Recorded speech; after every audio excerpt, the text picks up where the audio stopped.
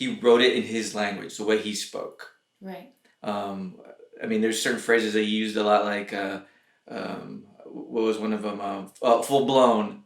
You know, like Really? yeah, Is that he would say full blown a lot, and like there's certain like vernacular that he used. I mean, and he wrote it the way he would talk. Yeah. So that was probably the hardest thing for me was trying to like okay I feel couldn't feel tell at feel all, by the comfortable. way. Okay, cool. No, because I mean, yeah. So I try to I try to do kind of something in the middle where like okay, this is his language, but just try to make it my own. But I think that's where it was more of a technical thing for me. But like the character and everything, I could relate to the worlds. Like you said, it was very organic, and the way he wrote, it's almost like you got the internal monologue, so you kind of got where they were coming from with what they were saying and what was going on, which was nice. I think that's also a big part of what I dug about delving into something like that on that mumblecore level, so to speak. It felt so organic. It didn't feel like a script. It just felt like a story or life, you know, that you put yourself in. So piggybacking on the language part that you mentioned, Mm.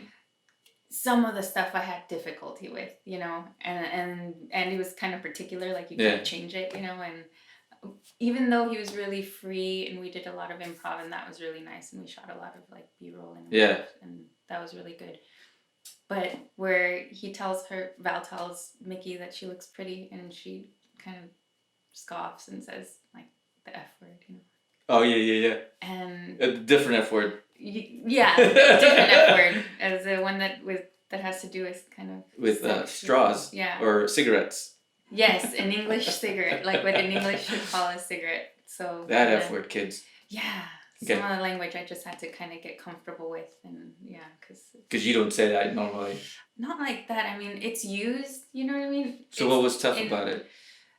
Because it's saying it to an intimate other, you know. Oh, that aspect of it. And I get that Gotcha. they were best friends for so long, so that, you know. Yeah.